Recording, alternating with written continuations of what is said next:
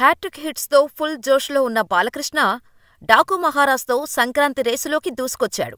బాబీ దర్శకత్వం వహించిన ఈ సినిమాలో ప్రజ్ఞా జైస్వాల్, శ్రద్ధా శ్రీనాథ్, ఉర్వశీ రౌతేలా హీరోయిన్స్గా నటించారు. బాబీ డియోల్ విలన్గా చేశారు. సితారా ఎంటర్టైన్మెంట్స్, ఫార్చ్యూన్ 4 సినిమాస్ పతాకాలపై నాగవంశీ సాయి సౌజన్య నిర్మించారు. తెలుగు రాష్ట్రాలతో పాటు పాన్ ఇండియా లెవెల్లో ఈ సినిమాను తీసుకొస్తున్నారు. అయితే చారిత్రక నేపథ్యమున్న బలమైన కథతో డాకు మహారాజ్ ప్రేక్షకుల ముందుకు వచ్చింది.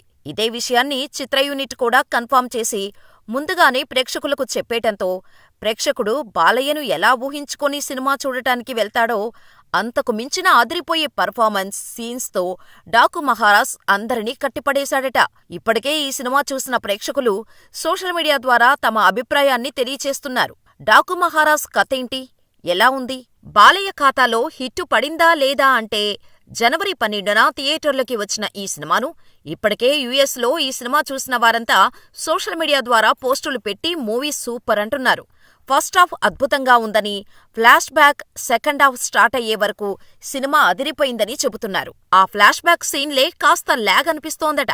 అయితే ఈ మూవీలో బాలయ్య కోసం రాసుకున్న సీన్లు, బాబీ ఇచ్చిన ఎలివేషన్లు అదిరిపోయాయని చెబుతున్నారు. ఇక తమన్ మళ్లీ తన విశ్వరూపాన్ని చూపించాడని, బీజీఎం అదిరిపోయిందని చెబుతున్నారు. టెక్నికల్ గా ఈ మూవీ చాలా బ్రిలియంట్గా ఉందట.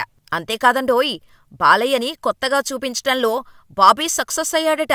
ఇప్పటివరకు చూడనంత స్టైలిష్గా, సెటిల్డ్గా బాలయ్యను చూపించాడట బాబీ.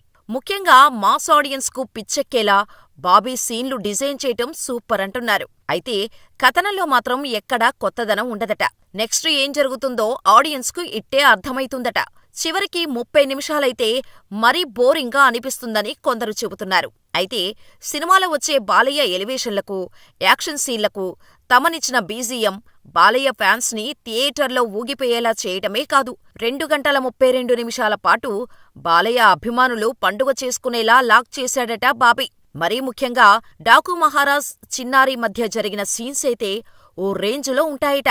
ట్రైలర్ స్టార్టింగ్ చూస్తే చెడు వ్యక్తులు డాకు అంటారని, మాకు మాత్రం ఆయన డాకు మహారాజ్ అని వాయిస్ బ్యాక్గ్రౌండ్లో చిన్నారి చెప్పిన డైలాగ్ అదుర్సనిపించింది. ఇదే రేంజ్లో బాలయ్య, చిన్నారి పర్ఫార్మెన్స్ ఉంటుందట. గుర్రాలపై బాలయ్య చేసే పోరాట సన్నివేశాలు అదుర్స్ అనిపిస్తాయట. 1991లో వచ్చిన ఆదిత్య 369 చిత్రంలో కృష్ణదేవరాయల పాత్ర ఎలా చిరస్థాయిగా నిలిచిపోయిందో అలాగే డాకు మహారాజ్ కూడా చరిత్రలో చిరస్థాయిగా నిలిచిపోతుందని బొమ్మ దబిడి దిబిడి గ్యారంటీ అంటూ ఫ్యాన్స్ చెబుతున్నారు. సంక్రాంతి బాక్సాఫీస్ బొనాంజాగా పేరున్న బాలయ్య అన్ని సినిమాల రికార్డ్స్ తిరగరాస్తుందని అంచనా వేస్తున్నారు. మరోవైపు డాకు మహారాజ్ కు అన్నీ కలిసొచ్చాయి. పుష్ప 2 ఇన్సిడెంట్ నుంచి కొద్దిగా ఎఫెక్ట్ ఉన్న తెలుగు ప్రభుత్వాలు సహకరిస్తున్నాయి. ఏపీ ప్రభుత్వమైతే ఫ్రీ హ్యాండ్ ఇచ్చేసింది. టికెట్స్ విషయంలో చిత్ర యూనిట్ ఇష్టానికే వదిలేసింది. బెనిఫిట్ షోలకు కూడా గ్రీన్ సిగ్నల్ ఇచ్చేసింది. 9 రోజుల పాటు టికెట్ రేట్స్ పెంచుకునే అవకాశం అటు కోర్టు కూడా కల్పించింది. పైగా డాకు మహారాజ్ సినిమా కథ డిమాండ్ చేయటంతో ఖర్చు విషయంలో రాజీ పడకుండా తెరకెక్కించారు. సుమారుగా 150 కోట్ల రూపాయల వ్యయంతో నిర్మించారు. ఇక ఈ సినిమా వరల్డ్ వైడ్ హక్కులు సుమారుగా 83 కోట్ల రూపాయలకు అమ్ముడుపోయాయి. ఈ చిత్రం లాభాల్లోకి రావాలంటే ఈ మూవీ 84 కోట్ల షేర్, 168 కోట్ల గ్రాస్ వసూళ్లు రాబట్టాల్సిందే. సూపర్ హిట్ టాక్ రావాలంటే దాదాపు 100 కోట్ల షేర్, 200 కోట్ల గ్రాస్ వసూళ్లు కలెక్ట్ చేయాల్సి ఉంటోంది అని ట్రేడ్ వర్గాలు వెల్లడించాయి. అయితే సినిమాకు పెట్టిన ప్రతి రూపాయిని బాలయ్య రాబట్టడమే కాదు, రికార్డ్స్ క్రియేట్ చేస్తాడని ట్రేడ్ వర్గాలు అభిప్రాయపడుతున్నాయి. మరి డాకు మహారాజ్ సినిమా గురించి మీరేమనుకుంటున్నారు? సినిమా చూసి ఉంటే మీరు ఎంత రేటింగ్ ఇస్తారో మాకు కామెంట్ చేయండి.